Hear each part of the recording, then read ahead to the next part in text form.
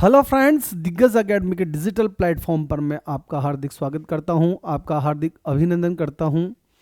REET mains level first का जो exam हुआ था उसकी आज सॉल्यूशन पे देखते हैं हम कि क्या संभावित उसके आंसर रहने वाले हैं।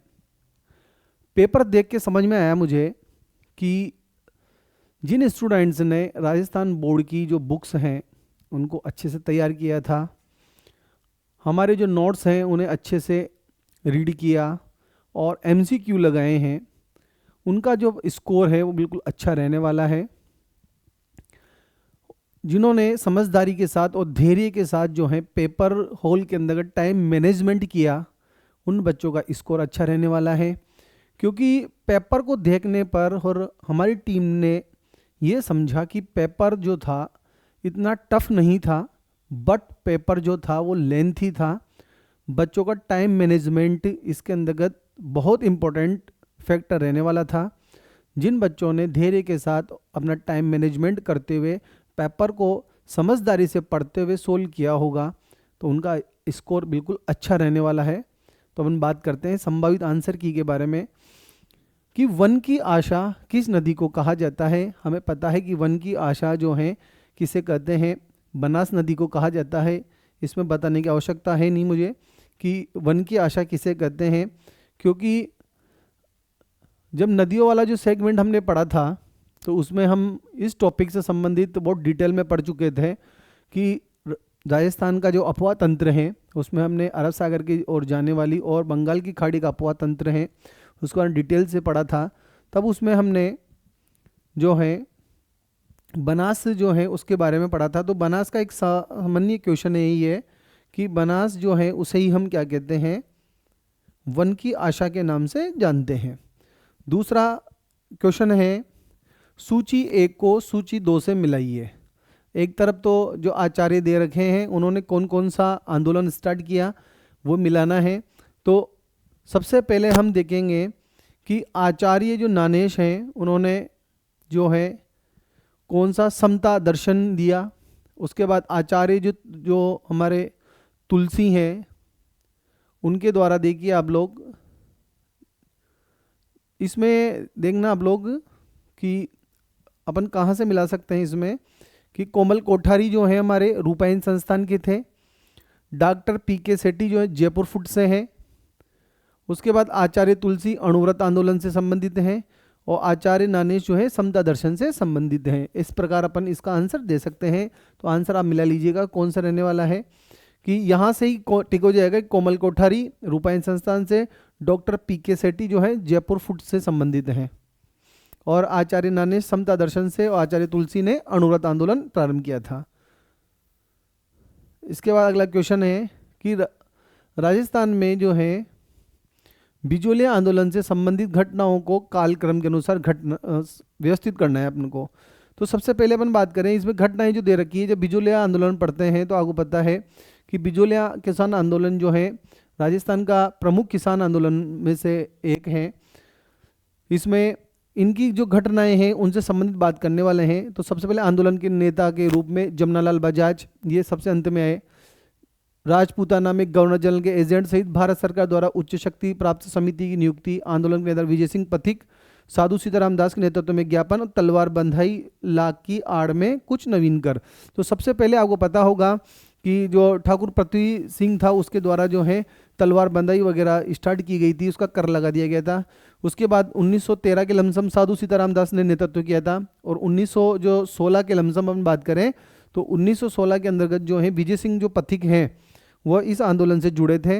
1913 में यहाँ जो है साधु सीताराम दास के नेतृत्व में ये आंदोलन स्टार्ट किया गया और आंदोलन के नेता के रूप में विजय सिंह पथिक 1916 में इससे जुड़े।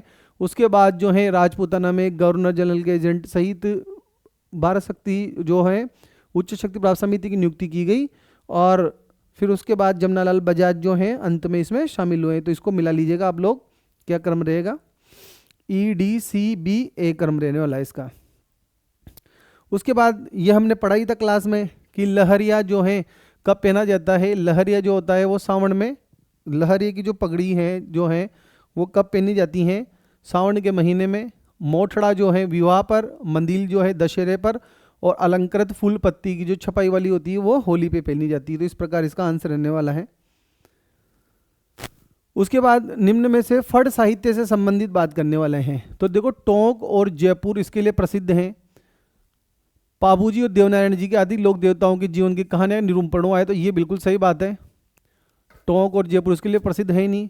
पद्मश्री लाल जोशी ने इसे अंतर्राष्ट्रीय पहचान दिलाई, ये भी बिल्कुल सही बात है। नूरुद्दीन द्वारा चित्रित जो है कलियादमन और फड़ चित्रण का सबसे प्रसिद्ध उदाहरण है। ये तो चित्रकला की जो शैलियाँ हैं पंचतंत्र पर जो है हमारा विष्णु शर्मा का उस पर लिखी गई थी नूरुद्दीन के द्वारा, तो चित्रण था। तो फड़ से संबंधित तो सिर्फ बी और सी इसका आंसर रहने वाला है, क्योंकि ये पूछ रहा है कि सबसे उपयुक्त आंसर कौन सा है।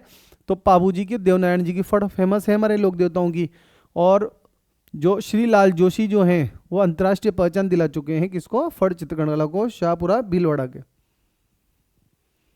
उसके बाद देखो 15 अगस्त 2005 को मेहरानगढ़ पर आयोजित हुआ था जोधपुर में स्वतंत्रता दिवस समारोह में दिव्यांश एम भारद्वाज को राजस्थान का सर्वश्रेष्ठ सरपंच पुरस्कार दिया गया था। तो कहां पर हुआ था, मेहरानगढ़ जोधपुर के अंतर्गत। बिल्कुल सीधा क्वेश्चन है, करंट अफेयर्स का था। उसके बाद नीचे दो कथन दिए गए हैं आपको। देखो, खेजड़ी वृक्ष ने भी चिपको आंदोलन को प्रेरित किया, बिल्कुल सही बात है, क्योंकि 18वीं शताब्दी में खेजड़ी जो आंदोलन हुआ उसके बाद जो है चिपको आंदोलन का प्रेरणा स्रोत था ये। अमृता देवी के नेतृत्व में 363 पुरुषों और महिलाओं ने खेजड़ी वृक्ष की रक्षा करते हुए प्राणों का बलिदान दिया। तो ए और आर दोनों सही हैं, जो आर हैं वो एक ही सही व्याख्या है। अच्छा क्वेश्चन था ये। उसके बाद ये वाला क्वेश्चन, इसमें देखना आप लोग, जैसे अपन बात करें जैसे सिवाना जो है वो बालोतरा में है, भीमलात जो है बूंदी के अंतर्गत है, इसी से आंसर हो जाएगा। कुंड को कहाँ पर है, 12 में। अगर आपको ये पीताम्बर की गाल याद नहीं है तो ये अपने आप मिल जाएगा, कहाँ पर है, अजमेर के अंतर्गत। इससे पता लग ही रहा है आपको कि जैसे सिवाना बालोतरा में, भीमलाट जो है बूंदी के अंतर्गत, कुंडखो जो है 12 में, और पीताम्बर की गाल कहाँ है, अजमेर के अंतर्गत है। अच्छा क्वेश्चन था ये। अब देखो, भक्ति आंदोलन से संबंधित है, सबसे उपयुक्त बात पूछना चाह रहा है। भक्ति आंदोलन का प्रवर्तक भक्ति संतों के द्वारा किया गया, बिल्कुल सही बात है। उन्होंने अपने उपदेशों से सभी प्रकार के भेदभाव समाप्त करने की कोशिश की, क्योंकि संत हैं वो समाज के अंदर सुधार लाना चाह रहे हैं, सभी प्रकार का भेदभाव समाप्त करेंगे, सही बात है। कुछ भक्ति संत राजाओं के चरित्र गुणों और सराहनीय कार्यों का गुण वर्णन करते थे। तो संत जो होते हैं उनको राजाओं से मतलब है ही नहीं, क्योंकि सब चीज़ छोड़ छोड़ाकर समाज सुधार में और ईश्वरीय भक्ति में लगे हुए हैं, तो उनको राजाओं से मतलब है ही नहीं। तो ये गलत हो गया। निर्गुण संतों ने गुरु की महिमा और महत्व के बिना समस्त समय भगवान का स्मरण करने की महत्ता पर बल दिया, बिल्कुल सही बात है ये, कि ज़्यादा ज़्यादा आप भगवान का स्मरण करो। तो ये ए, बी और डी बिल्कुल सही है इस भक्ति आंदोलन से संबंधित कथनों के लिए। उसके बाद अगला क्वेश्चन, 2 कथन दिए गए हैं, उसमें बात कर रहे हैं 2.5 दिन का झोपड़ा नामक भवन मूलतः विग्रहराज चतुर्थ द्वारा निर्मित संस्कृत पाठशाला थी, बिल्कुल सही बात है। 2.5 दिन का झोपड़ा अजमेर के अंतर्गत है, जो विग्रहराज चतुर्थ या बीसल देव कहते हैं उनको, उनके द्वारा निर्मित संस्कृत पाठशाला थी, जिसे कालांतर में कुतुबुद्दीन ऐबक ने तोड़वाकर यहाँ पर जो है क्या बना दिया था, 2.5 दिन का झोपड़ा बना दिया था। हिंदू इस्लामी वास्तुकला का नमूना है ये भी बिल्कुल सही बात है। तो ए और आर दोनों सही हैं, और आर एक ही सही व्याख्या है, क्योंकि 2.5 दिन का झोपड़ा कहाँ पर है, अजमेर के अंतर्गत है। पहले ये संस्कृत पाठशाला हुआ करती थी, जिसे विग्रहराज चतुर्थ के द्वारा बनवाया गया था। कुतुबुद्दीन ऐबक ने इसको तोड़वा दिया था और उसकी जगह पर 2.5 दिन का झोपड़ा बनाया, और यहाँ पर 2.5 दिन का उर्स भरता है और इसका निर्माण जो है 2.5 दिन में किया गया, इस वजह से इसको 2.5 दिन का झोपड़ा कहते हैं। यहाँ पर जो है उर्स भी जो है 2.5 दिन का भरता है, इस वजह से इसको 2.5 दिन का झोपड़ा भी कहते हैं। अलग अलग जो इतिहासकार अलग अलग बात कहा करते हैं इससे संबंधित। राजस्थान की अधिक प्रयुक्त की जाने वाली बोली कौन सी है, हमने पढ़ा था सबसे ज़्यादा बोली जाने वाली बोली कौन सी है, मारवाड़ी है हमारी। कौन सी है, मारवाड़ी, हम पढ़ चुके थे पहले। उसके बाद सभ्यताओं की आज से क्वेश्चन आया कि कालीबंगा में जो है कब्रगाह में 6 छेद वाली बालक की खोपड़ी मिली है, बिल्कुल सही बात है, क्योंकि उस समय जो है जो मस्तिष्क में पानी भर जाता था तो उसमें छेद करके उस पानी को निकालने के लिए ये विधि जो है चिकित्सा विधि उस समय अपनाई जाती थी। तो छिद्र मस्तिष्क ज्वर के उपचार के सूचक हो सकते हैं। तो दोनों ही सही हैं, ए और आर दोनों सही हैं, और आर ए की सही व्याख्या है। और ये आरबीएससी की बोर्ड में सीधा का सीधा दे रखा है, बिल्कुल राजस्थान अध्ययन की किताब में। उसके बाद ये बिल्कुल सीधा सा क्वेश्चन है, आपको लग ही गया होगा। रणथंबोर राष्ट्रीय उद्यान समय मधुपुर में, केवलादेव भरतपुर में, सरिस्का अलवर में है, मुकुंदरा हिल्स कोटा के अंतर्गत है। सही। कुछ प्रश्न बहुत सीधे हैं, ये क्वेश्चन आपके गलत नहीं होने चाहिए, क्योंकि कठिन क्वेश्चन तो हैं, गलत हो जाए तो सभी के होंगे, पर सीधे क्वेश्चन अगर गलत होते हैं तो आप जो है कट ऑफ से बहुत पीछे जा सकते हो। देखो, हाड़ौती राजस्थान का दक्षिण पूर्वी पठार के बारे में बात कर रहे हैं, राजस्थान के फिजिकल डिवीजन की बात कर रहे हैं हम, कि हाड़ौती के पठार के रूप में भी जाना जाता है। बिल्कुल सही बात है। ये 12 बूंदी कोटा जिलों में बिल्कुल विस्तृत हैं। चंबल इसकी मुख्य नदी, ये भी सही है। चूल्हे जलपात, ये बिल्कुल सही है। छप्पन का मैदान तो माही नदी का मैदान है, तो ये गलत हो जाएगा। इसमें तो आंसर कौन सा है, ए बी सी और डी सही रहेगा इसके अंतर्गत। उसके बाद अगला प्रजामंडल से संबंधित है। तो हाड़ौती प्रजामंडल जो है उसका जो संबंध किससे है, आपको पता है। हाड़ौती प्रजामंडल का संबंध नैनूराम शर्मा से है। मेवाड़ का पता है, माणिक्यलाल वर्मा है। उसके बाद जैसलमेर के मीठालाल व्यास हैं। करौली के त्रिलोकचंद माथुर हैं। तो अच्छा क्वेश्चन है। हाड़ौती प्रजामंडल से संबंधित नैनूराम शर्मा, मेवाड़ प्रजामंडल से माणिक्यलाल वर्मा, करौली के जो है त्रिलोकचंद माथुर, और जैसलमेर के मीठालाल व्यास हैं। रिपीट क्वेश्चन है, पहले भी कई परीक्षाओं में आ चुका है ये। उसके बाद ये देखिए आप लोग, राजस्थान की सरकार ने हाल ही में पर्यावरण संवेदनशील जो है, इको सेंसिटिव जोन जो है, क्षेत्र की सूची प्रकाशित की थी। इसमें से कौन सा नहीं है पूछ रहा है आपसे। तो जयसंबंध वन्यजीव, बिल्कुल ये भी सही है। मुकुंदरा हिल्स, ये भी सही है। केवलादेव, ये भी सही है। नारायण सरोवर अभ्यारण्य कहाँ का है, ये तो गुजरात का है, राजस्थान का तो है ही नहीं है। कहाँ का है, गुजरात का है। इस वजह से यहाँ पर ये आंसर गलत है इसका। इसके बाद देखते हैं हम अगला क्वेश्चन कौन सा है हमारा, 17 नंबर का क्वेश्चन। व्यावसायिक शिक्षा सहित उच्चतर शिक्षा में सकल नामांकन अनुपात किस वर्ष तक 26.3% 2018 से वृद्धि करके हमें कितना लाना है, 50% तक लेके आना है। मतलब अपन को क्या करना है कि जो ग्रॉस एनरोलमेंट रेशो है, GER जो है रेशो है हमारा, GER ग्रॉस एनरोलमेंट रेशो है, वो NEP 2000 संबंधित क्वेश्चन है। तो इसको अपन को ग्रॉस एनरोलमेंट जो रेशो है इसको 26.3% से बढ़ाकर हमें 50% तक लाना है। इसको कब तक लाना है, ये हमें 2035 तक का टारगेट है हमारे पास ये। उसके बाद आधुनिक अलवर के निम्नलिखित कछवा जो है शासकों को आरोही क्रम में जमाइए। बहुत टिपिकल क्वेश्चन है ये, पर जहाँ तक मैं मानता हूँ विद्यार्थी से छोड़ देते तो सही रहता। जिन्होंने पढ़ रखा है वो तो रिस्क ले सकते हैं, पर ये अच्छा एक टिपिकल क्वेश्चन था बिल्कुल, क्योंकि प्रत्येक का याद रखना भी जो है असंभव है, क्योंकि मेवाड़ को याद रख सकते हैं अपन, मारवाड़ को याद कर सकते हैं। अभी इन्होंने अलवर के पूछ रहे हैं। तो देखो थोड़ा सा हम देखें, मंगल सिंह प्रभाकर बहादुर जो हैं 1874 से 92 तक का इसका शासनकाल रहा। बने सिंह प्रभाकर बहादुर का 15 से 57 तक, जय सिंह का 94 से 1933 तक, शोधान सिंह का 1857 से 74 तक। तो इसका आंसर देख लीजिएगा आप लोग, BDAC। तो इसका बने सिंह के बाद शोधान सिंह के बाद मंगल सिंह, और मंगल सिंह के बाद जो है जय सिंह प्रभाकर रहेंगे। उसके बाद ये वाला क्वेश्चन बिल्कुल सही है। निपुण भारत हमें पता है 2021 में हमने चर्चा करी थी। पढ़े भारत 2014 का है। बेटी बचाओ बेटी पढ़ाओ 2015 से चल रहा है, और निष्ठा जो है 2019 से चल रहा है। तो ये याद रखना। निपुण भारत तो कब से था, 2021 का। पढ़े भारत 2014 का। बेटी बचाओ बेटी पढ़ाओ योजना 2015 की, और निष्ठा जो प्रोग्राम था वो 2019 का था। तो इन्हें अपने सबसे उपयुक्त क्रम में जमाना है। तो सबसे पहले देख लो आप लोग B, फिर उसके बाद जो है C के बाद जो है D, और D के बाद निपुण भारत वाला प्रोग्राम आ जाएगा 2021 का।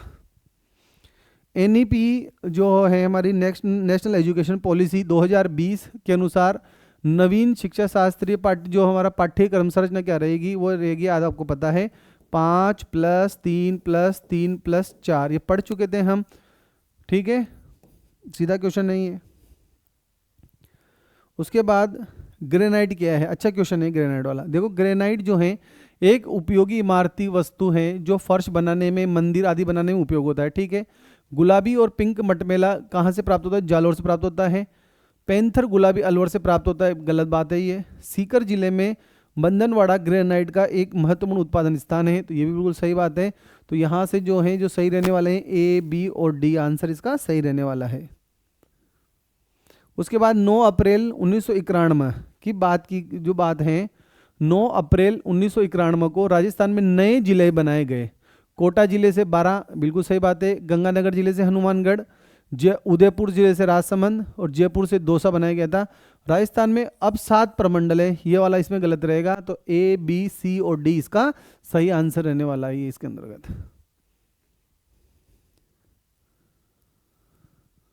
राजस्थान, ये वाला अच्छा क्वेश्चन है कि राजस्थान निशुल्क अनिवार्य शिक्षा का अधिकार नियम 2011 के अनुसार स्थानीय प्राधिकारी अपने अधिकार क्षेत्र में घर घर पर सर्वेक्षण के माध्यम से सभी बालकों का उनके जन्म से लेकर कितने वर्ष तक की आयु पूर्ण करने तक का रिकॉर्ड रखेंगे। आरटी के अंदर रूल्स है कि 6 से 14 वर्ष का जो बच्चा होगा उसका रिकॉर्ड जो है रखना पड़ेगा। तो अधिकतम आयु कितनी है? 14 वर्ष तक के बच्चे का रिकॉर्ड जो है प्राधिकारी के द्वारा रखा जाएगा।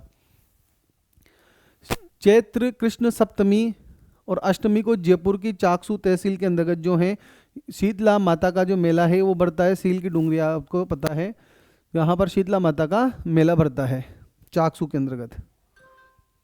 गधों का मेला भी कहते हैं यहाँ से। राजस्थान में जो है अच्छा क्वेश्चन है वाला, राजस्थानी खादी और ग्रामोद्योग बोर्ड एक गैर लाभकारी वैधानिक निकाय है जो निम्नलिखित के अंतर्गत स्थापित किया गया था। अच्छा क्वेश्चन है, राजस्थान खादी और ग्राम उद्योग बोर्ड अधिनियम 1995 के तहत इसकी स्थापना की गई थी। अब अगला क्वेश्चन, अच्छा क्वेश्चन है, निम्नलिखित राज्यों को उनके क्षेत्रफल के अनुसार अवरोही क्रम में जमाइए। क्षेत्रफल के अनुसार अवरोही क्रम में जमाई है, तो मतलब सबसे ज़्यादा तो किसका आपको पता है क्षेत्रफल की दृष्टि से सबसे ज़्यादा कौन है? हमारा राजस्थान है। राजस्थान के बाद यहाँ पर जो दे रखा है यूपी है, यूपी के बाद जो है गुजरात है और गुजरात के बाद आ जाएगा हरियाणा है। तो ये क्रम रहेगा इसका।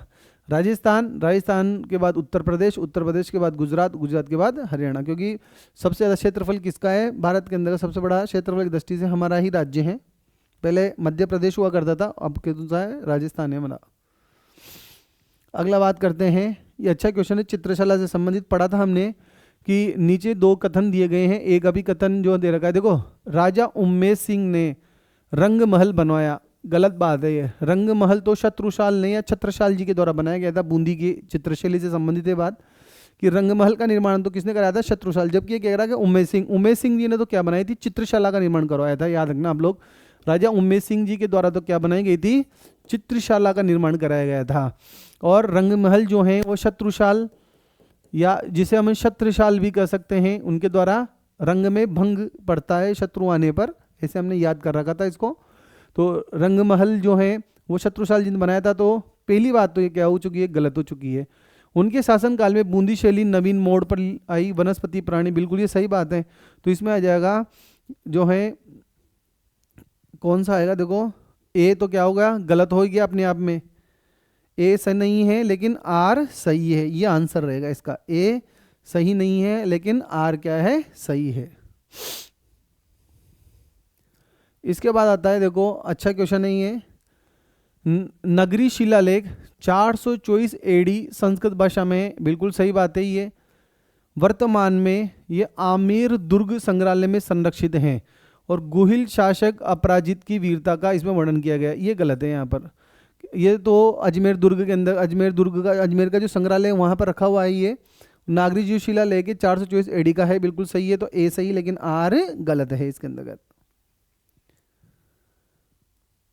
अगला क्वेश्चन आ गया, देखो ये क्वेश्चन, इसमें राजस्थान खनिजों का अजायब घर के रूप में प्रसिद्ध है। बिल्कुल सही बात है, अजायब घर है हमारे यहाँ, बहुत सारे खनिज पाए जाते हैं। अरावली है हमारे यहाँ पर। गेरू खनिज केवल मतलब राजस्थान से नहीं है, मध्य प्रदेश से भी निकलता है, राजस्थान के द्वारा उत्पादित होता है। तो ये गलत हो गया इसमें। आर तो क्या है? सही है, लेकिन सॉरी, ए तो क्या है? सही है कि राजस्थान खनिजों का अजायब घर है, लेकिन ये केवल जो शब्द है यहाँ पर राजस्थान द्वारा उत्पादित होता है, गेरिक नहीं, क्योंकि मध्य प्रदेश से भी गेरी का उत्पादन होता है। तो ये आर क्या हो जाएगा? गलत हो जाएगा यहाँ पर। तो लगा लीजिएगा आप लोग आंसर इसका भी। नीचे 2 कथन दिए गए हैं शाला दर्पण से संबंधित। राजस्थान में जो शाला दर्पण कार्यक्रम शिक्षण अधिगम में नवोन्मेष को बढ़ावा देने के लिए कक्षा कक्ष में डिजिटल प्रौद्योगिकी को बढ़ावा देने पर केंद्रित है। बिल्कुल सही बात है। शाला दर्पण, राजस्थान शाला दर्पण कार्यक्रम केवल, जहां केवल का यूज होता है ना, वो आंसर 99% गलत रहता है, थोड़ा सा याद रखा करो आप। राज्य के ग्रामीण क्षेत्र में नहीं, ग्रामीण में नहीं, शहरी क्षेत्र में भी जितने भी विद्यालय हैं, चाहे गांव का हो, चाहे शहर का हो, चाहे राज्य का हो, चाहे हमारा, तो वहाँ पर जो सबका एक शाला दर्पण पोर्टल है, उसी से कार्यक्रम होता है, उसी से सब चीज़ें ऑनलाइन की जाती हैं। तो राज्य के ग्रामीण क्षेत्रों में क्रियान्वित की जाती है, तो गलत है ये यहाँ पर आर क्या हो जाएगा, गलत हो जाएगा। लगा लीजिएगा आप लोग आंसर इसके अकॉर्डिंग। अब आता है देखो कि राजस्थान में कौन सा है क्वेश्चन, जिलों को दक्षिण से उत्तर की ओर क्रम में बढ़ते हुए लगाइए। दक्षिण में अपन बात करें तो सबसे पहले झालावाड़ आ जाएगा, झालावाड़ के बाद आ जाएगा सवाई माधोपुर, सवाई माधोपुर के बाद आ जाएगा जोधपुर, और जोधपुर के बाद उत्तर में आ जाएगा कहाँ पर, ये झुंझुनू ऊपर की तरफ आ जाएगा। ये तो सीधा सा क्वेश्चन है। उसके बाद ये चित्रों जो चित्रकला जो शैली है उससे संबंधित बात करें, जैसे काल क्रम के अनुसार व्यवस्थित करना है, थोड़ा टिपिकल क्वेश्चन है। ढोला मारू जो है वो महाराणा प्रताप जो है उसके समय जो है 1592 के समय इसका चित्रण हुआ था। रागमाला जो है 1605 में। जंगली सुअर जो बूंदी चित्रकला संबंधित है उमेश सिंह जी का जंगली सुअर का 1750 का है। और पाबू जी का जो चित्रण है जुनिया चांद के द्वारा बनाया गया था, 1698 का चित्र है ये। और ये अजमेर की जो चित्रकला जो शैली है उससे संबंधित है। तो सबसे पहले अपन बात करें तो ए जो है ढोला मारू का चित्रण हुआ नासिरुद्दीन के द्वारा प्रताप के समय। फिर उसके बाद रागमाला का हुआ, फिर पाबू जी का हुआ, फिर उसके बाद है 1750 में जंगली सुअर का जो शिकार है वो 1750 का बूंदी चित्रकला शैली का है। उमेश सिंह जी का जंगली सुअर का शिकार करते हुए चित्रण किया गया था इसमें। उसके बाद अगला क्वेश्चन है, देखिए राजस्थान में शरद ऋतु मध्य सितंबर से लेकर मध्य दिसंबर तक व्याप्त रहती है। बिल्कुल सही बात है ये। वर्षा के पश्चात स्पष्ट खुले आसमान के कारण इस ऋतु में जो है 38 डिग्री सेल्सियस तक ताप बढ़ जाता है। तो देखो इसमें ए और आर दोनों सही है, पर जो है आर ए की सही व्याख्या बिल्कुल नहीं कर रहा है इस जगह पे, तो देख लेना आप लोग, इसका आंसर लगा लीजिएगा। उसके बाद आता है बीकानेर शहर के बारे में बात कर रहा है ये। तो बीकानेर शहर जो है पहाड़ी ढाल पर निर्मित है, ये बिल्कुल सही नहीं है। पेशों और व्यवसाय के आधार पर शहर विभाजित किया गया है, ये बिल्कुल सही है। आर्थिक क्रियाकलापों को सुगम बनाने के लिए, व्यापार को बढ़ावा देने के लिए हाट और बाजार बनाए गए, ये भी सही है। शहर के दोनों ओर 2 चौपड़ हैं, ये गलत है क्योंकि बड़ी चौपड़ छोटी चौपड़ तो जयपुर के अंदर स्थित है। तो बी और सी इसका संभावित आंसर रहने वाला है। नीचे दिए गए जो कथन दे रखे हैं आपको, कजली तीज भाद्रपद कृष्ण तृतीया जो है हमारी, जिसे अपन बड़ी तीज कहते हैं, कौन सी तीज है ये, बड़ी तीज बूंदी में मनाई जाती है, बिल्कुल सही बात है ये। और अलंकृत पालकियों में तीज का मनोहरी जुलूस पिछोला झील के मनोहरी गणगौरी घाट से शुरू होता है और नौकायन आतिशबाजी, ये तो श्रावण कृष्ण तृतीया की बात कर रहा है। श्रावण शुक्ल तृतीया, श्रावण शुक्ल तृतीया, इस समय जो बड़ी तीज भरती है, यहाँ बड़ी तीज के बारे में बात कर रहा है उदयपुर से। तो ए और आर सही है, लेकिन जो है इसका क्या आंसर रहने वाला है, देखो ए और आर दोनों सही है, लेकिन आर जो है वो इसकी एक की व्याख्या नहीं कर रहा है, क्योंकि एक तो बूंदी की तीज तो बड़ी तीज है और जो उदयपुर वाली है वो छोटी जो तीज है श्रावण शुक्ल तृतीया की, तो दोनों का कॉम्बिनेशन अलग अलग है, इसकी व्याख्या नहीं कर रहे हैं, लेकिन है दोनों सही, लेकिन आर ए की व्याख्या नहीं कर रहा है ये। कीर्ति स्तंभ के बारे में बात कर रहे हैं, तो आपको पता चित्तौड़ में हमने पढ़ा था बिल्कुल कीर्ति स्तंभ। जो कीर्ति स्तंभ है ये जैन तीर्थंकर को समर्पित है, आदिनाथ जी को समर्पित है, ये पढ़ा था हमने। 13वीं सदी में निर्मित था, जीजाशाह के द्वारा बनाया गया था। 24.5 मीटर ऊंचा है, ये भी पता है हमें, ये भी सही है।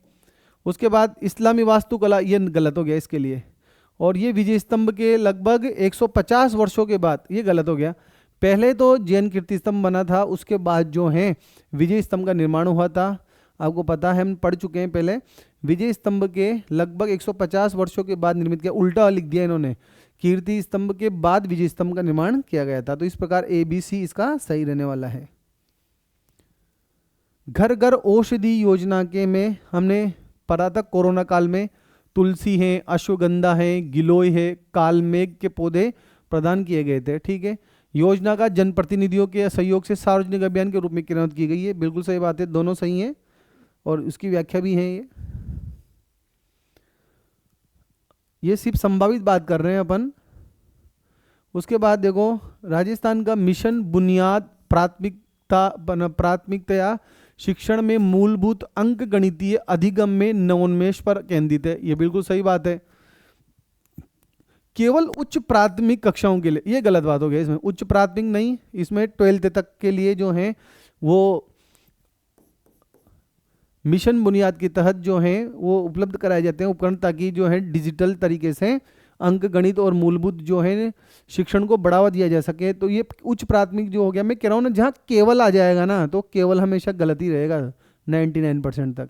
तो ये इसका कथन जो कारण जो है गलत है। तो ए तो सही है लेकिन आर सही नहीं है, क्योंकि उच्च प्राथमिक तक नहीं है ये। ठीक है, माध्यमिक वालों के लिए भी ये जो मिशन बुनियाद माध्यमिक स्कूल जो माध्यमिक कक्षा है उसके लिए भी है। उसके बाद आता है, देखो ये तो दोनों सही हैं। देखो इस पेपर में जो कथन और निष्कर्ष वाले जो क्वेश्चन है अधिकांश तो बिल्कुल सीधे हैं और सही के सही हैं। सौर कृषि आजीविका योजना पोर्टल राजस्थान के ऊर्जा मंत्री के द्वारा 17 अक्टूबर 2022 को शुरू किया गया था। सही बात है, ये पुराने समय की योजना है। उसके बाद उसका उद्देश्य सौर विद्युत संयंत्रों को विकेंद्रित करना था, क्योंकि डिसेंट्रलाइजेशन करना था इसका। तो बिल्कुल सही बात है दोनों। उसके बाद आता है ऊंट संरक्षण योजना। ऊंट संरक्षण योजना जो है बजट 2022-23 की है। बिल्कुल सही बात है, प्रधानमंत्री मोदी जी के द्वारा, मोदी जी थोड़ी करेंगे, राजस्थान सरकार की योजना है ये गलत हो गया। नवजात ऊंट या टोरडी के जन्म पर 10,000 रुपये प्रति नवजात ऊंट प्रोत्साहन राशि दी जाती थी। याद है आपको, 5-5 हज़ार रुपये दिए जाते थे। अभी वर्तमान में बढ़ाकर कितना कर दिया गया है, इसको 20,000 रुपये कर दिए। ये भी हमें पता है, पढ़े हैं हमने। प्रोत्साहन राशि 2 किस्तों में प्रदान की जाएगी, ये भी सही बात है। प्रत्येक किस्त नगद नहीं जाएगी, डीबीटी के माध्यम से, डीबीटी के माध्यम से दी जाएगी। तो प्रत्येक किस्त नगद, ये गलत हो गया, ई वाला गलत हो गया और बी वाला गलत हो गया, बाकी सब सही है इसका। ये तो पता है मैंने, बांसवाड़ा में माही बांध माही नदी पर ही होगा, ये तो उसने दे रखा है आंसर। उसके बाद देखो जनसंख्या, ये थोड़ा सा टिपिकल क्वेश्चन है। हर जिले की जनसंख्या हम याद करें वो भी पॉसिबल नहीं है। तो देखना आप लोग, अलवर की तो है लमसम 36 लाख के लमसम हैं, और बाड़मेर की है 26 लाख, बूंदी की दे रखी है इसके अंदर का जो हम बात करें 11 लाख, और बीकानेर की 23 लाख। तो इस हिसाब से देख लेना आप लोग, थोड़ा टिपिकल क्वेश्चन था ये, क्योंकि हर जिले की जनसंख्या याद करना पॉसिबल नहीं है। कुछ क्वेश्चन जो होते हैं वो छोड़ने के लायक भी होते हैं। ऐसा नहीं है कि हम परीक्षा हॉल में बैठे हैं सभी क्वेश्चन हमें करने हैं। ये अच्छा क्वेश्चन है, पुराना क्वेश्चन है, परीक्षाओं में आया हुआ। महाराजा सूरजमल को जाटों का प्लेटो या जाट यूसिलेस कहा जाता है। खेमकर्ण को पराजित करके भरतपुर दुर्ग पर कब्जा किया और भरतपुर की नींव डाली। बिल्कुल सही बात है, दोनों सही है, आर और ए दोनों सही है, इसकी व्याख्या भी सही है। आदिवासियों का कुंभ मेला पता ही है आपको, बेनेश्वर डूंगरपुर के अंदर लगता है, सोम, माही और जाखम नदियों के संगम पर माघ पूर्णिमा पर लगता है। ये याद है आपको, बेनेश्वर मेला पढ़ा हुआ है हमारा। अब ये लिटरेचर है, ये तो पढ़ा है हमें कि कानड़ देव जो प्रबंध हैं वो पद्मनाभ कवि की हैं, यह हमें पता है। उसके बाद जो हैं गंगा लहरी है पृथ्वीराज राठौड़ की हैं, पृथ्वीराज रासो चंद्रोदय की हैं, बीसल देव रासो नरपति नाला की है। अच्छा क्वेश्चन है। कानड़ देव जो प्रबंध हैं वो किसका है, पद्मनाभ कवि का है। गंगा लहरी पृथ्वीराज राठौड़ की हैं, पृथ्वीराज रासो चंद्रोदय का है, और बीसल देव रासो नरपति नाला का। अब यह आया क्वेश्चन, स्कूल डेवलपमेंट जो हमारा प्लान है एसडीपी, स्कूल डेवलपमेंट जो प्लान है सभी पहलुओं पर अभी केंद्रित एक समग्र योजना के रूप में परिकलित किया जाता है। बिल्कुल सही बात है, क्योंकि स्कूल के जो सभी पहलू हैं वो स्कूल प्लान जो डेवलपमेंट प्लान है उसके अंदर बनाया जाता है। आरटी एक्ट 2009 इस संबंध में एक्ट की धारा 22 के अंतर्गत उपबंध किया गया है, ये भी बिल्कुल सही बात है। ये बाल अधिकारों के संरक्षण, अवसंरचना और शिक्षक उपलब्धता आदि पर भी केंद्रित है, ये भी बिल्कुल सही बात है।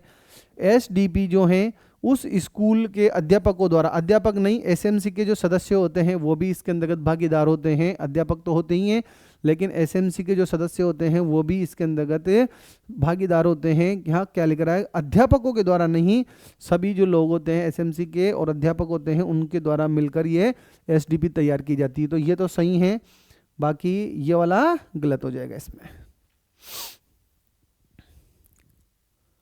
अब ये देखो, ये अच्छा क्वेश्चन है, पढ़ा था हमने, याद हो तो आपको। गुजरी से राजस्थान और गुजरात की सर्वमान्य भाषा मारू गुजर विकसित हुई है, ठीक है। बाद में राजस्थानी और गुजराती विभेदित होना शुरू हो गई। पश्चातवर्ती शताब्दियों में विशिष्ट राजस्थानी मारू भाषा डिंगल विकसित हुई।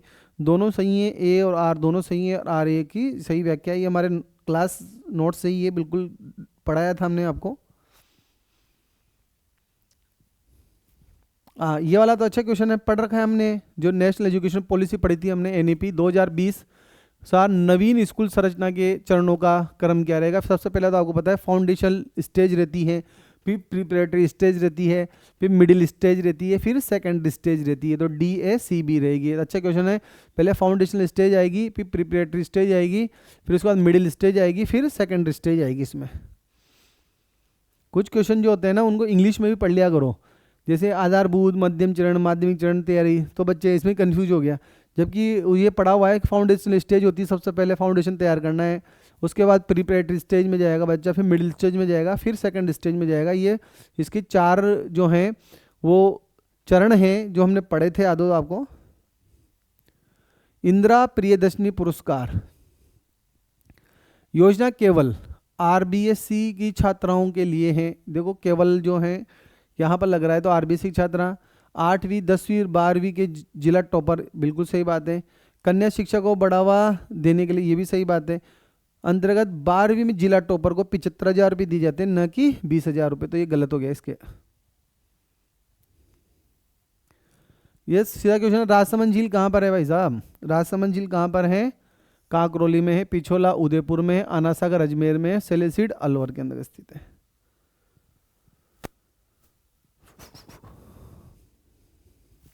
अरावली का, ये हमने अरावली की जो वीडियो बनाई थी अरावली बचाओ वाला, उससे से डायरेक्ट क्वेश्चन है पूरा। राजस्थान सरकार ने अरावली हरित विकास परियोजना शुरू की है। इस वर्ष इसका जोर वृक्षारोपण पर है। अरावली हरित दीवार परियोजना से संरक्षित है। दोनों सही है, आर की व्याख्या भी कर रहा है, ठीक है। ये पढ़ा हुआ है हमने। हिंदुओं के द्वारा कृष्ण अवतार माना जाता है। मुसलमान इन्हें रामसा पीर करते हैं, उन्हें क्या बोलते हैं? रामदेव जी कहते हैं।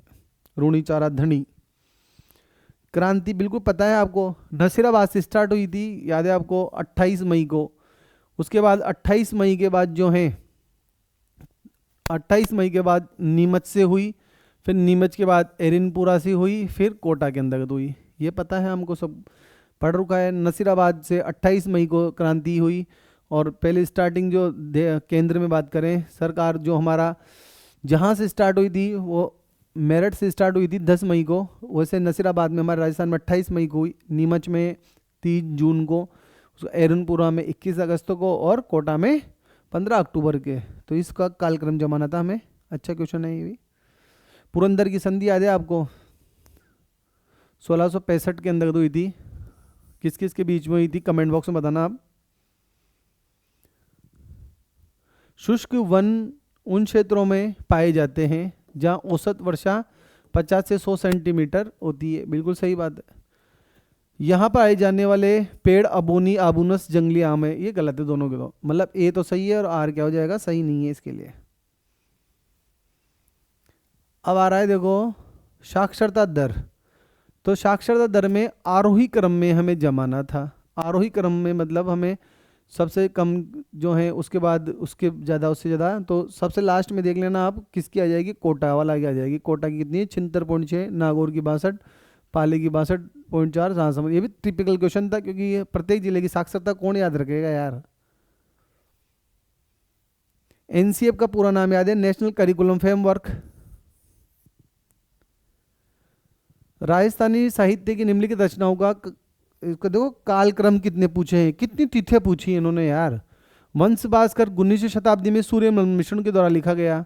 बुद्धि रासो जो है 16वीं शताब्दी का है। ढोला मारूरा दुआ 11वीं शताब्दी का है। और बिनहाई रासो जो है महेश दास का 17वीं शताब्दी का है। तो इस हिसाब से लगा देना आप लोग कि सबसे पहले कौन सा लिखा गया था, ढोला मारो दुआ लिखा गया था 11वीं शताब्दी में। उसके बाद बुद्धि रासो लिखा गया 16वीं शताब्दी में। उसके बाद जो है बिनहाई रासो लिखा गया 17वीं शताब्दी के अंतर्गत। और वंश भास्कर जो सबसे नवीन है 19वीं शताब्दी में सूर्यमल मिश्रण का है। याद रखना आप लोग। कुछ क्वेश्चन तो ऐसे हैं जो पैरा ओलंपिक, अब देखो 2020 का पूछ रहा है, इसके बाद भी ओलंपिक हो गया, फिर भी 2020 का कितना डाटा पुराना पूछ रहा है। सुरेंद्र गुजर, अवनी लेकरा, देवेंद्र झाझड़िया, तीनों सही है इसके अंतर्गत। उसके बाद आता है देखो, ये हिंदी से संबंधित है, देख लेना आप लोग कि चारपाई में दिग्गु समाज, पंचानन जो है इसमें दिग्गु और बहुविग्रह समाज होगा, तो यहाँ पर एक गलत हो गया इसमें। जलधर में तत्पुरुष समाज है ही सही। आग पानी में द्वंद्व समाज है, यहाँ दिग्गु दे रखा तो ये गलत हो गया। दशानन में बहुविग्रह समाज है, तो इसमें बी और डी क्या है, गलत है इसके अंतर्गत। उसके बाद ढाक के 3 पात होना, हिंदी का क्वेश्चन है। सदा एक जैसा रहना, ये सीधा सा क्वेश्चन नहीं है। वर्तनी की दृष्टि से जो है शुद्ध शब्दों का चयन कीजिए। ये श्रृंगार ऐसे गलत है, ये श्रृंगार ये होता है तो ये गलत हो गया। घनिष्ठ सही है, उज्जवल सही है। संसारिक नहीं सांसारिक, ये गलत हो गया यहाँ से, ये सही है। तो देख लेना आप लोग क्या है, ए सी और ई आ जाएगा इसमें। अभी इंग्लिश वाला है, जो इंग्लिश वाले जो सर बताएंगे इनको, तो इंग्लिश अपन को आती भी नहीं है।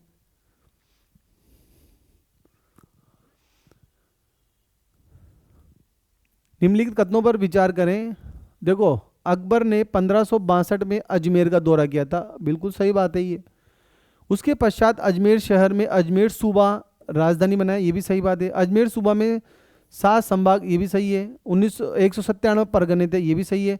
हालांकि इसने गुजरात, मेवाड़, मारवाड़ के विरुद्ध साम्राज्यवादी अभियानों के आधार केंद्र की भूमिका नहीं निभाई। मतलब अजमेर ने नहीं निभाई थी क्या, गलत बात है ये, निभाई थी, क्योंकि हल्दी घाटी युद्ध जब लड़ा जा रहा था तो यहाँ से ही इसकी योजना तैयार की जा रही थी। तो ये क्वेश्चन यहाँ से ये नहीं गलत हो गया, बताओ ये वाला रॉन्ग है, बाकी ए बी सी और डी बिल्कुल सही है।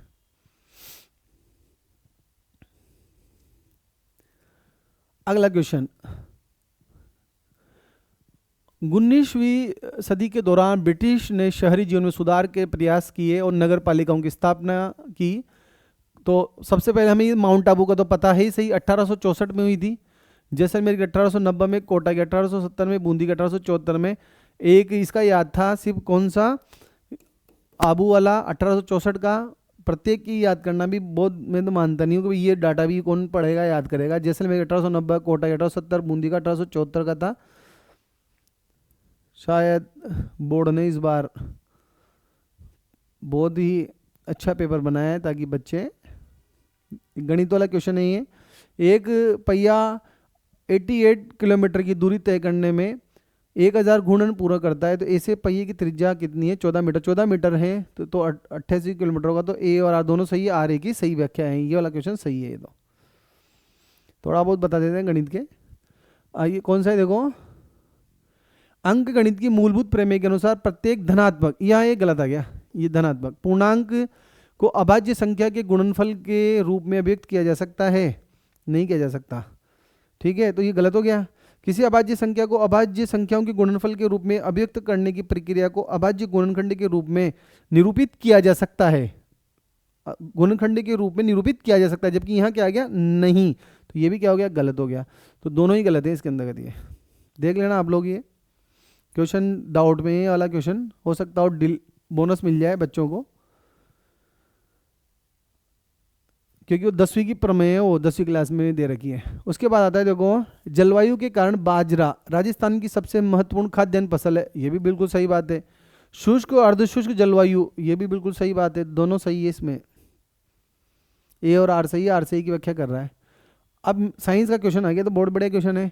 कोलाइड ऐसे मिश्रण है जिनमें कण आमाप इतना छोटा होता है कि हम अपनी नग्न आंखों से इनको नहीं देख सकते हैं, लेकिन प्रकाश के प्रकीर्णन से इनकी पर्याप्त बड़ा हो जाता है और उनको देख सकते हैं। या क्या कह रहा है, समांगी नहीं होता है भाई, विषमांगी होता है। कौन सा होता है ये कोलाइड? विषमांगी होता है। देख लेना, ये गलत हो गया अपने आप ही। उसके बाद हाँ, सीधा सा है, तो कुछ भी दिमाग नहीं लगाना था आपको। ब्लीचिंग पाउडर का सूत्र है CaOCl2, बेकिंग सोडा NaCO3 जो है, सोडियम कार्बोनेट है, सोडियम बाइकार्बोनेट हो गया, down sodium bicarbonate, sodium carbonate, plaster of Paris हो गया। दो संख्याओं का लघुत्तम समाप्रत्यय 495 है, 495 महत्तम समाप्रत्यय 5 है। दोनों संख्याओं का योग कितना आ रहा है? 100 आ रहा है। तो क्या कहना चाह रहा है ये कि जो है कितना है 5, और इस क्या कहना चाह रहा है कि 45, एक होगी 45 और एक 55, कितना हो गया 100। इनका अंतर कितना जाएगा? 10। कितना जाएगा? 10 अंतर आ जाएगा इसका। तो अब देखना ये 10 किस में आ रहा है? ए वाला जो ऑप्शन किस में आ रहा है? बी में आ रहा है। यहाँ ध्यान रखना, ये थोड़ा सा समझदारी वाला है। उसके बाद 18,000 रुपये की धनराशि जो दे रखी है, उसको 2 वर्षों में चक्रवृद्धि ब्याज साधारण ब्याज के बीच का अंतर 450 रुपये दे रखा है, तो 15% आ जाएगी कि 225 आएगा। तो 225 का अंडर रूट करेंगे अपन आर स्क्वायर का, तो कितना जाएगा? 15% आ जाएगा। इसको तो सीधा सा फॉर्मूला है कि मूलधन इंटू दर का स्क्वायर बटा 100 करके अपन कर सकते हैं, अंतर बराबर। तो अंतर कितना दे रखा है? 405 रुपये का अंतर दे रखा है, और मूलधन कितना दे रखा है? 1800 रुपये इंटू आर बटा 100 इंटू आर बटा 100, 2 जीरो कितना दे रखा है? 18,000 दे रखा है, तो 3 जीरो से 3 जीरो कट गई। उसके बाद मल्टीप्लाई पक्षांतर कर दिया, तो 4050 में डिवाइड कर दिया 18 से, तो कितनी बार आ गया? 225। और आर का मतलब है आर स्क्वायर, तो 225 का रूट करा मैंने, तो कितना जाएगा? आर बराबर 15 आ जाएगा। तो इसका आंसर क्या रहेगा? 15 रहेगा।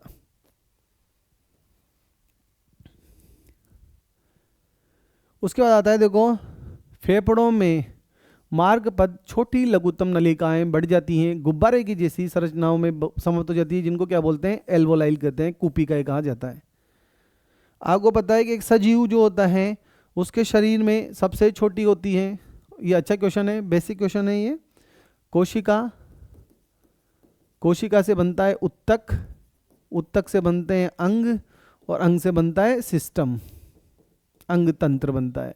ठीक है, तो देख लेना, सबसे पहले कोशिका से बनेंगे उत्तक, उत्तक से बनेंगे अंग, और अंग से बनेंगे अंग तंत्र। और ये सूत्र होता है, बेसिक क्वेश्चन है। घनाभ का जो सूत्र होता है लंबाई इंटू चौड़ाई इंटू ऊंचाई, ये तो हो ही गया। ठीक है, घनाभ का आयतन निकालने वाला कहाँ गिरा भाई?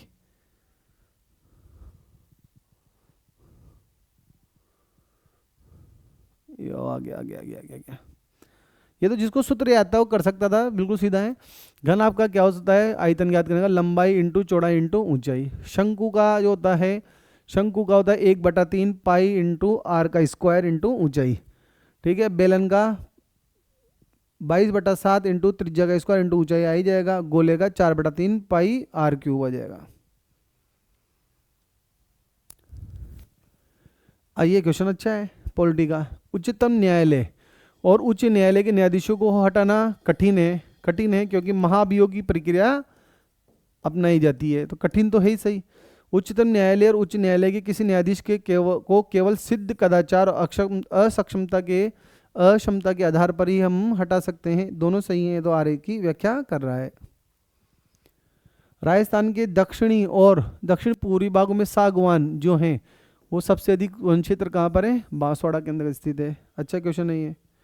रुडोल्फ विर्चो के द्वारा समझाया गया कि जो सेल्स जो होती है ना वो डिवीजन करती है, और नई कोशिका जो होती है पूर्व कोशिका की विभाजन से बनती है। 1855 में बताया था रुडोल्फ विर्चो के द्वारा।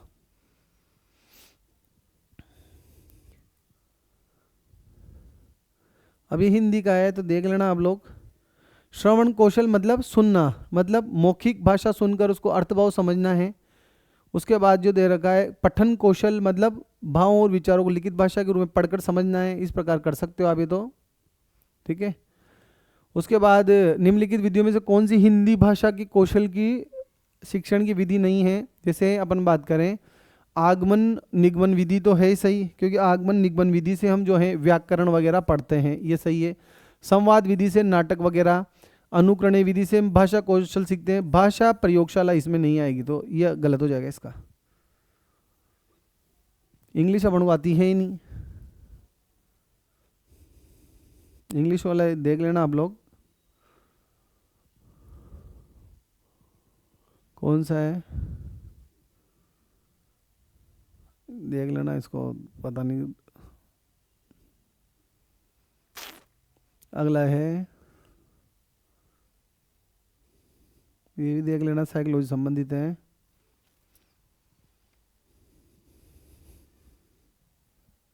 यह शैक्षिक मनोविज्ञान का है। देखो ये शैक्षिक मनोविज्ञान जो है व्यक्तियों को शैक्षिक कार्य और दशा दोनों में प्रशिक्षित करने के लिए उपयोग की जाने वाली निर्देशात्मक विधियों, यहाँ तो बता रहा है विधियों के बारे में बता रहा है ये, ठीक है। विधियों को विकसित करने में शैक्षिक मनोविज्ञान को सरोकार शिक्षा उपबोध अधिगम की समस्याओं के लिए सार्थक पक्षों के अनुसंधान से संबंधित है। तो दोनों चीज अलग अलग होगी, तो ए और आर दोनों सही है, लेकिन इसकी व्याख्या बिल्कुल भी ये नहीं कर रहा है। गणित में देख लेना, गणित वाला कितना टाइम लगता है इसमें। भारत में जो है काल के अनुसार पुराने से सबसे जजमानी प्रणाली व्यवस्था सबसे पहले थी, सबसे बाद में आ जाएगा बीपीओ वगैरह आना, और नवीन व्यवसाय जो है वो जाति आधार बाजार हैं, तो सबसे एंड में आ जाएगा ये वाला सी वाला, जो भारत में बीपीओ व्यवसाय प्रक्रिया आउटसोर्सिंग का आगमन हुआ है। ये सबसे पहले जजमानी व्यवस्था आ जाएगी इसके अंतर्गत, तो डी बी ए सी ये सही रहने वाला है इसमें।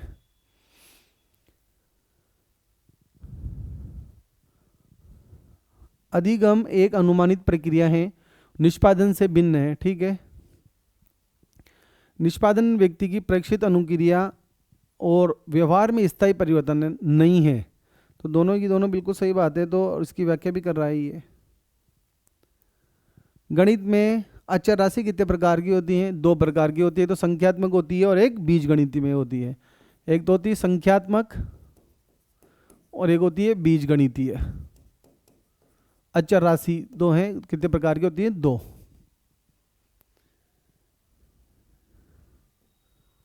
अब इस साइकोलॉजी का ऐसा कैसा जम जाएगा? रूटिंग 3 से 6 माह में विलुप्त हो जाती है, मोरो 6 से 7 माह में विलुप्त हो जाता है, पकड़ना 3 से 4 माह में विलुप्त हो जाता है, और वेविन्स्की 8 से 12 माह में विलुप्त हो जाती है। इस प्रकार की क्रियाएं ये शरीर विकास से संबंधित है। ये देख लेना आप लोग, इसका समाजशास्त्र भी देख लेना बन। तो सृजनात्मक परीक्षण जो हैं विकसित करने वाले कुछ प्रसिद्ध मनोवैज्ञानिक कौन से हैं? एक तो टॉरेंस हैं सृजनात्मकता से संबंधित, प्रमेश है, गिलफोर्ड है, इसने कोहलबर्ग का तो नैतिक सिद्धांत था, यह जाएगा। उसके बाद देखो क्या दे रखा है, धैर्य। धैर्य क्या है? परीक्षणों के परिणामों की प्रतीक्षा करना बिल्कुल धैर्य से।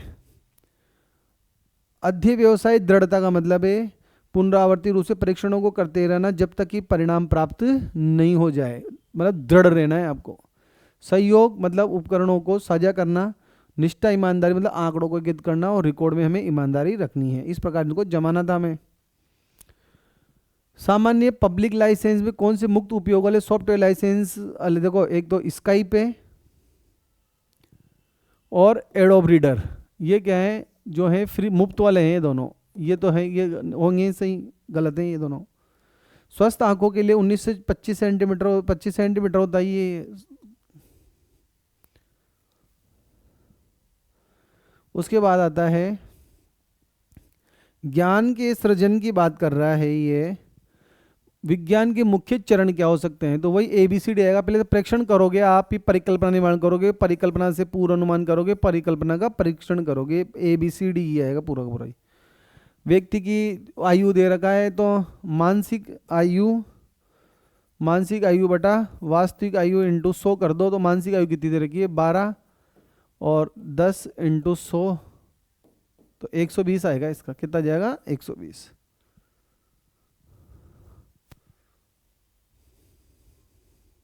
ये देख लेना। इसको पितृसत्तात्मक परिवार में माता पिता के साथ रहते हैं, सांप्रदायिकता, जो जाति क्या है, सामाजिक स्तरीकरण की प्रणाली, ये ध्यान रखना आप लोग, इससे मिल जाएगा डायरेक्ट क्वेश्चन।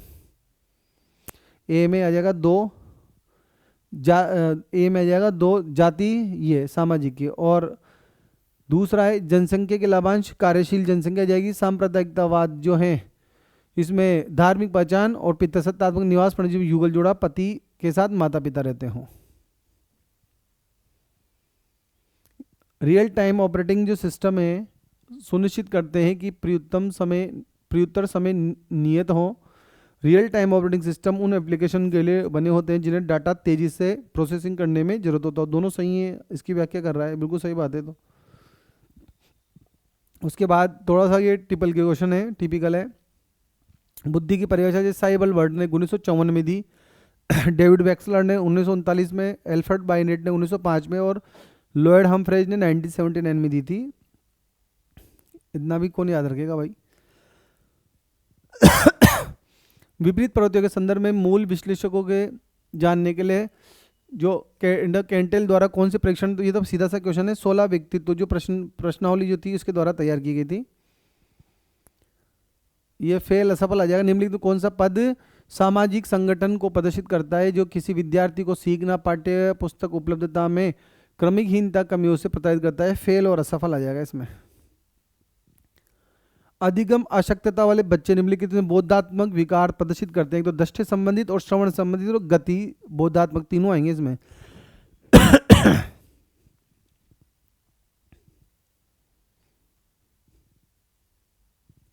इसके बाद आता है लोकल एरिया नेटवर्क से संबंधित बात है। ये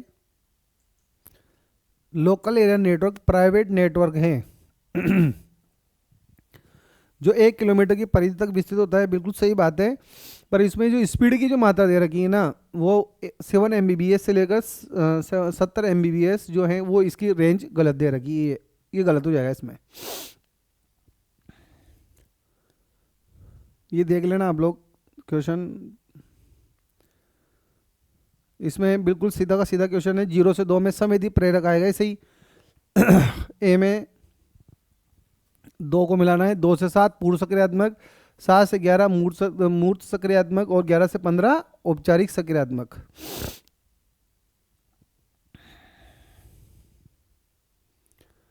बांडुरा के अधिगम सामाजिक संज्ञानात्मक सिद्धांत के अनुसार प्रेक्षणात्मक अधिगम में क्रम में सबसे पहले ध्यान देना, फिर अटेंशन करना, फिर प्रोडक्शन, फिर अभिप्रेरणा आ जाएगी, मोटिवेशन।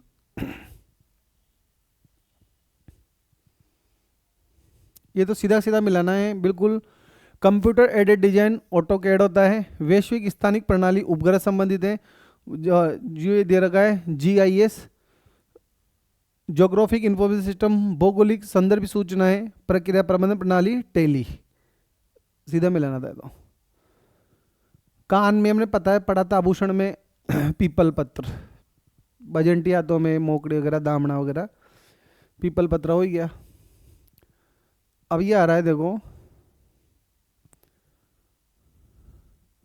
सरिस्का जो है 1 नवंबर 1955 में अभ्यारण्य का दर्जा दिया गया, सही है। 78 से 79 में टाइगर प्रोजेक्ट था, ये भी सही है। पुष्कर कहाँ गया इसमें? पुष्कर तो अजमेर में है भाई। इसका वन क्षेत्र 1213 किलो वर्ग मीटर, ये सही है। तो इसमें गलत हो जाएगा एक, ठीक है, BCE आ जाएगा इसमें। कौन सा है?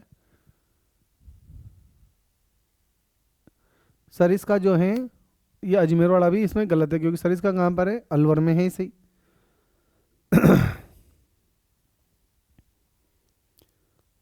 उसके बाद आता है ये अच्छा क्वेश्चन। इसमें एक चीज याद होती ना आपको, उसमें हो जाता, क्योंकि ऑप्शन में देखना आप लोग कि राणा प्रताप सागर हमने पढ़ रखा था 172 मेगावाट हम पढ़ चुके थे। बाकी का जैसे राजस्थान एटॉमिक की जो पावर प्लांट है उसकी 1180, ये भी हम पढ़ चुके थे।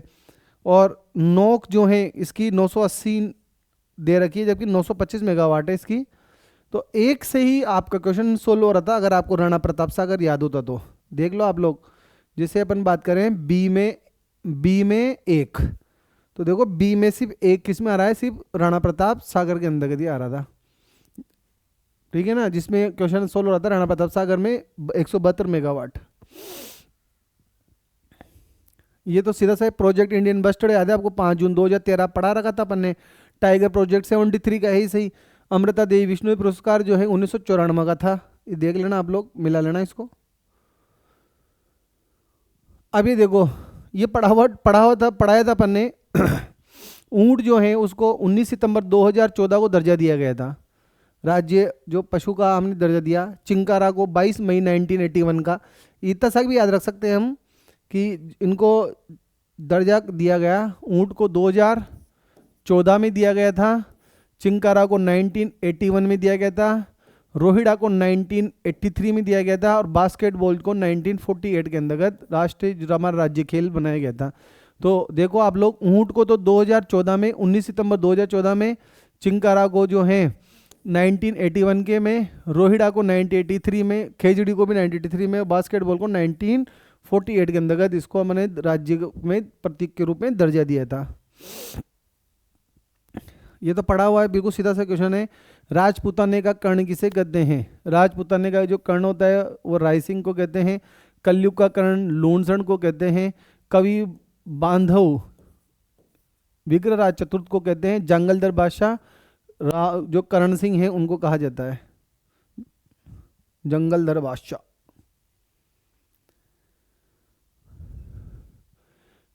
इसमें देखो आप लोग, लवणीय जो झील है हमारी सांबर झील, उसमें कौन सी नदी लाती है? एक तो मेंथा नदी आती है, एक मेंथा है, और रूपनगढ़ है, उसके बाद है खारी है, खंडेला है। ये 4 नदियाँ आती है इसके अंदर। मेंथा नदी, रूपनगढ़, खारी और खंडेला, ये सब नदियाँ कहाँ पर आती है? सांबर के अंदर आती है। पढ़ा था हमने, याद हो तो आपको, जब सांबर झील पढ़ाई थी तब मैंने बताया था आपको कि सांबर झील के अंतर्गत जो है रूपनगढ़ है, खारी है, खंडेला है और मेंथा नदियाँ आकर मिलती हैं। सबसे ज़्यादा जो मेंथा नदी जो होती है ना, वो इसके अंतर्गत लवण लेकर आती है सांबर में। उसके बाद सभ्यता से संबंधित प्रश्न है हमारा। देखो, गिलूंड, झाड़ोल और चित्तौड़िया, ये तो ताम्रयुगीन कांस्ययुगीन सभ्यता, जबकि नोह वाली कौन सी है? भरतपुर की लोह युगीन सभ्यता है। तो कौन सा पूछ रहा है? बन चाहिए लोह उपकरण, तो नोह भरतपुर आ जाएगा इसमें। ये थोड़ा सा अच्छा क्वेश्चन है, पढ़ा था हमने, याद हो तो आपको।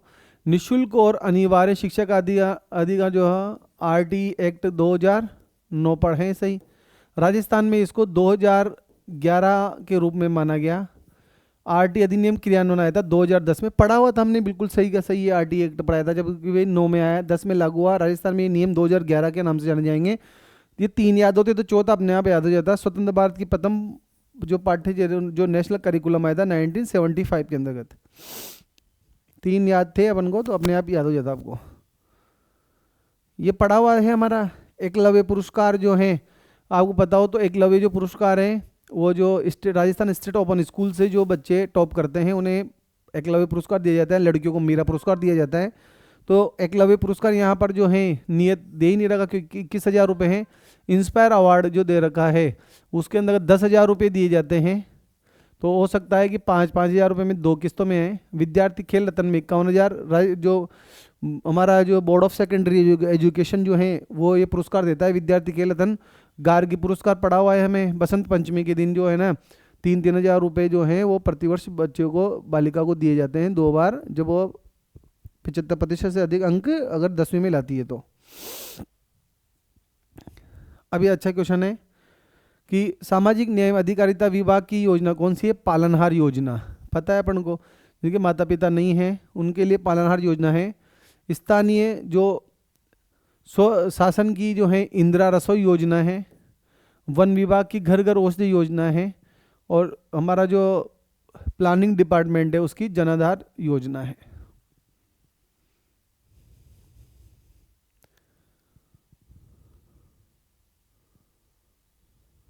कौन सा क्वेश्चन? जीवन ज्योति योजना। तो देखो, जीवन ज्योति योजना के बारे में क्या पूछ रहा है ये, कि उन महिलाओं को रोजगार में प्राथमिकता दी जाएगी जिनका कोई लड़का नहीं है, उन्होंने 1-2 लड़कियां होने पर नसबंदी करा ली हो। ये 2021 की योजना है ये जीवन ज्योति योजना। राजस्थान सरकार में शिक्षा के लिए सहयोग भी देगी, ये भी सही बात है। सरकार जो है चिकित्सालय में निःशुल्क उपचार ये भी मिलेगा। सामाजिक न्याय एवं अधिकारिता मंत्रालय द्वारा क्रियान्वित की जाती है, ये गलत है। चिकित्सा विभाग की है योजना, जीवन ज्योति योजना, सामाजिक न्याय एवं अधिकारिता विभाग की नहीं है ये। उसके बाद आता है कौन सा, विश्वास योजना। विश्वास योजना में देखो आप लोग, स्वास्थ्य और परिवार कल्याण विभाग द्वारा क्रियान्वित की जा रही है, ये गलत हो जाएगा इसमें।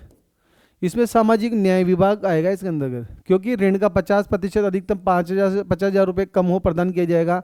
ये योजना दिव्यांग पुरुष महिलाओं के लिए है। 5 लाख रुपए तक ऋण दिया जाएगा। अर्हता के लिए मासिक आय जो है 10,000 रुपये प्रतिमाह से अधिक नहीं होनी चाहिए। तो इसके अंतर्गत जो डिपार्टमेंट है वो चेंज है, बस थोड़ा सा क्या रखना आप लोग। उसके बाद आता है rising Rajasthan. Rising Rajasthan global summit याद है आपको, 9, 10, 11 दिसंबर 2024 को हुई थी जयपुर प्रदर्शनी केंद्र पर, ठीक है। सम्मेलन सांगानेर में नहीं हुआ था, सीतापुर जयपुर में होता। 3 दिवसीय सम्मेलन में विषयात्मक, सही है, ये गलत हो जाएगा इसमें सी वाला। करंट का क्वेश्चन था, पढ़ा रखा था बार बार। राजस्थान की आकृति पता है, पतंग की है, विषम कोणीय चतुर्भुजाकार जो है पतंग के समान है। उसके बाद स्थापना वर्ष के अकॉर्डिंग, ये मैंने बताया था बार बार आपको कि स्थापना वर्ष की याद रखना। जैसे अपन बात करें जो एरिड फॉरेस्ट रिसर्च इंस्टीट्यूट जो है जोधपुर का, उसकी स्थापना 1987 में हुई थी। केंद्रीय ऊन विकास बोर्ड बना था 1989 को। केंद्रीय कृषि फार्म गंगानगर का 1956 में, और भेड़ प्रजनन केंद्र बना था 1973 के अंतर्गत। शुष्क वन अनुसंधान संस्थान जोधपुर में 1987 का। ऊन बोर्ड जो था जोधपुर, ऊन विकास बोर्ड जो था 1989 का, और केंद्रीय कृषि फार्म 1956 का, और भेड़ प्रजनन केंद्र था 1973 का। देख लेना, वाला मिला लेना इसको। देखो ये वाला क्वेश्चन है 10वीं की किताब के अंदर दे रखा है, डायरेक्ट ही वहाँ से आया। उन्होंने अग्रणी हिंदी कपूर चंद कुलिश के बारे में पूछ रहा है। पत्रकार हैं, राजस्थान पत्रिका के फाउंडर हैं। अग्रणी हिंदी दैनिक राजस्थान पत्रिका शुरू किया था 1956 में। इन्होंने राजस्थान के ग्रामीण जीवन और समाज में मैं देखता चला गया, राजस्थान के ग्रामीण जीवन और समाज में मैं देखता चला गया श्रृंखला शुरू की गई थी। रामचंद्र के साथ मिलकर जयपुर फुट का सह आविष्कार किया, ये गलत है, क्योंकि रामचंद्र के साथ कौन थे, पीके सेठी थे। कौन थे, पीके सेठी हैं वो, जिन्होंने जयपुर फुट का आविष्कार किया था। ध्रुंडाड़ी बोली में नियमित स्तंभ पोलम पोल में योगदान दिया, ये सही है। सिर्फ यह सी वाला गलत हो जाएगा इसमें, तो ए, बी और डी सही रहेगा। अब यहां से देखेंगे अपन, अच्छा क्वेश्चन है। जैसे तीरंदाजी में कौन है, लिम्बाराम, ठीक है। उस पर क्रिकेट का है प्रवीण आमटे, और हॉकी से संबंधित है गंगोत्री भंडारी, और वॉलीबॉल है प्रभाकर राजू। राजस्थान के खिलाड़ियों से संबंधित हैं। यहां पर देखना आप लोग, दिव्यांग जन समान अवसर संरक्षण पूर्ण भागीदारी अधिनियम आया था 1996 का, दिव्यांगजनों के से संबंधित। राजस्थान गैर सरकारी शैक्षणिक संस्थान अधिनियम 1989 का है। प्रबोधकों का 2008 का है। राजस्थान शैक्षणिक अधीनस्थ सेवा नियम 1971 के हैं, तो मिला लेना इनको। दिव्यांगजन वाला कब का है, 1996 का, तो पहले से मिल जाएगा 4। राजस्थान गैर सरकारी शैक्षणिक संस्थान 1989 का आ जाएगा। पंचायत राज प्रबोधकों का 2008 आ जाएगा, और राजस्थान शैक्षणिक अधीनस्थ सेवा नियम 1971 के हैं, ये सेवा नियम 1971 के। भीलवाड़ा में जो शाहपुरा जोशी परिवार है वो किससे संबंधित, फड़ से संबंधित है, सही। फड़ चित्रकला है, सीधा क्वेश्चन है। बीनमाल से संबंधित शिशुपाल वध के लेखक कवि माँ कवि हैं, पता है शिशुपाल वध। संगीत उपकरण पुंगी कौन बजाता है, कालबेलिया बजाते हैं पुंगी। भामाशाह योजना पता है, ये तो पढ़ा रखा है हमने, 2014-15 की योजना है। देवनारायण स्कूटी योजना 2011-12 की है। अंबेडकर 2021 की है। मुख्यमंत्री हमारी बेटी योजना 2015-16 की है। मुख्यमंत्री हमारी बेटी योजना 2015-16 की है, ठीक है। तो 2015-16 ये इससे मिला देंगे। अंबेडकर छात्रवृत्ति योजना 2021 की है। देवनारायण स्कूटी योजना 11-12 की है, और भामाशाह जो है 14-15 की है। देवनारायण स्कूटी योजना जो है वो 11-12 की हैं, अंबेडकर 21 की हैं, और भामाशाह 14-15 और बेटी योजना 2015-16 की है। ये तो पता है, सीधा सा क्वेश्चन है हमारा कि पाकिस्तान हमारे उत्तर पश्चिम में है, मध्य प्रदेश पूर्व में दे रखा है इस हिसाब से, पंजाब उत्तर में है, इसे गुजरात दक्षिण में है। इसको तो क्या बताऊं मैं। केंद्रीय, ये तो पता है, सबको पढ़ रखा है हमने पहले भी, कई बार रिवीजन भी कर चुके हैं इसका। केंद्रीय शुष्क अनुसंधान संस्थान कहाँ पर है? केंद्रीय शुष्क अनुसंधान जो संस्थान है वो जोधपुर में है। केंद्रीय भेड़ ऊन अनुसंधान संस्थान अविका नगर में है। भेड़ ऊन प्रशिक्षण संस्थान जयपुर में है, और सरसों अनुसंधान सेवर भरतपुर में। ये वाला क्वेश्चन अच्छा है भाई साहब। अब इसमें देखना किससे मिला सकते हैं अपन। नवीन जलोढ़ को क्या कहते हैं? खादर। और पुरानी जलोढ़ को क्या कहते हैं? बांगर कहते हैं। क्या बोलते हैं? बांगर। नवीन जलोढ़ मृदा को खादर, और पुरानी जलोढ़ को क्या बोलते हैं? बांगर कहते हैं। उसके बाद काली मिट्टी जो होती है ना, उसमें पोटाश और लाइम की प्रचुरता पाई जाती है। लेटेराइट मिट्टी के बारे में बात करूंगा तो नाइट्रोजन और पोटाश की कमी रहती है उसमें। और पर्वत की जो मिट्टी होती है उसमें कंकड़ पत्थर तो आते ही हैं। सीधा सा क्वेश्चन है ये कि नवीन जलोढ़ को खादर कहते हैं, पुरानी जलोढ़ को बांगर कहा जाता है। काली मिट्टी में पोटाश और लाइम जो होता है उसकी प्रचुरता पाई जाती है। लेटराइट मिट्टी में नाइट्रोजन की, पोटाश की कमी होती है। और पर्वतों की जो मिट्टी होती है उसमें कंकड़ पत्थर देखने को मिलते हैं। उसके बाद आता है निजी गैर अनुदान प्राप्त संस्थानों को स्कूल प्रबंधन समिति गठन से छूट प्राप्त है। आरटी एक्ट में दे रखा है, ये भी सही बात है, कर भी सकते हैं, नहीं भी कर सकते ही है। अतः आरटी एक्ट में प्रावधानों के अनुसार माता पिता प्रबंधन समिति में बहुमत में होंगे, जिसमें स्कूल शिक्षक, निर्वाचित पंचायत सदस्य भी शामिल होंगे। तो ये प्रावधान जो है ना, ए और आर दोनों सही है, लेकिन आर एक ही सही व्याख्या नहीं है, क्योंकि जरूर नहीं है कि वो गठित करे ही सही। अब अगला क्वेश्चन है रामगढ़ भणदेवरा मंदिर की मुख्य विशेषता बताइए भाई साहब। ये देखो 12 शहर से 40 किलोमीटर दूर है, सही बात है ये। सॉरी। भगवान विष्णु को समर्पित, भगवान विष्णु को नहीं है, भगवान शिव को समर्पित है ये। राजस्थान का मिनी खजुराहो भी कहते हैं। परवण नदी थोड़ी है यहाँ, तो रामगढ़ जो क्रेटर है, जो तालाब है, वहाँ पर स्थित है ये।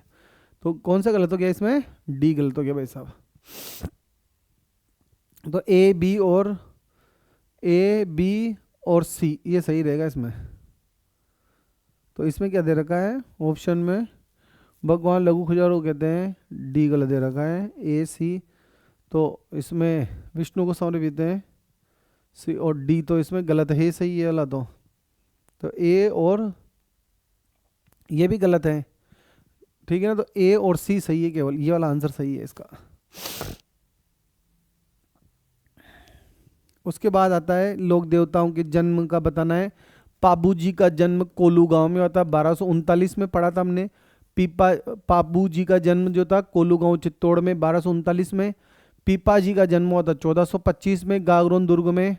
दादू दयाल जी का 1544 में अहमदाबाद में। देवनारायण जी का हुआ था 1243 में आसीन भीलवाड़ा में। तो देख लेना आप लोग, सबसे पहले किसका हुआ था? पाबू जी का, फिर उसके बाद देवनारायण जी का। भाई पाबू जी का 1239 में हुआ था कोलू गांव जो है फलोदी में। पीपा जी का हुआ था 1425 में गागरोन में। दादू दयाल जी का 1544 में हुआ था अहमदाबाद में। और देवनारायण जी का कब हुआ था? 1243 में आसीन भीलवाड़ा में। तो जमा लेना इसको आप। राजस्थान की साहित्य अकादमी पुरस्कार प्राप्त साहित्यिक रचनाओं को काल क्रम अनुसार जमाइए। थोड़ा टिपिकल क्वेश्चन है ये। तो 1974 में तो बातारी फुलवारी को मिला। पग फेरो को 1975 में। गवाड़ उपन्यास 2015 में। सुंदर नयन सुधा को 2014 में। टिपिकल क्वेश्चन है भाई साहब, ये छोड़ने लायक था ये। मुख्यमंत्री अनुप्रति कोचिंग योजना किन परीक्षाओं में? अपन को पता है सही, राजस्थान के जो होनहार बच्चे हैं उनके लिए सरकार के द्वारा अनुप्रति योजना चालू की गई है, जिसमें आप आरएस की तैयारी कर सकते हो, आईएएस की कर सकते हो, नीट की कर सकते हो, जेई की कर सकते हो, खेल की नहीं कर सकते आप। तो ये लेवल फर्स्ट का जो एग्ज़ाम की संभावित चर्चा हमने की है, क्या आंसर रह सकते हैं, आपको पता लग ही गया होगा कि जो है कितना अच्छा पेपर है, क्या किया जा सकता है सिर्फ पढ़ाई के अलावा। जितना ज़्यादा आप लोग पढ़ोगे वही आप लोगों के काम आने वाला है। क्योंकि हम यहाँ पर देख रहे हैं कि पेपर का जो लेवल है वो इतना अच्छा है कि आप चाहे तो भी अभ्यास के बिना इस क्वेश्चन पेपर को सोल्व नहीं कर पाएंगे।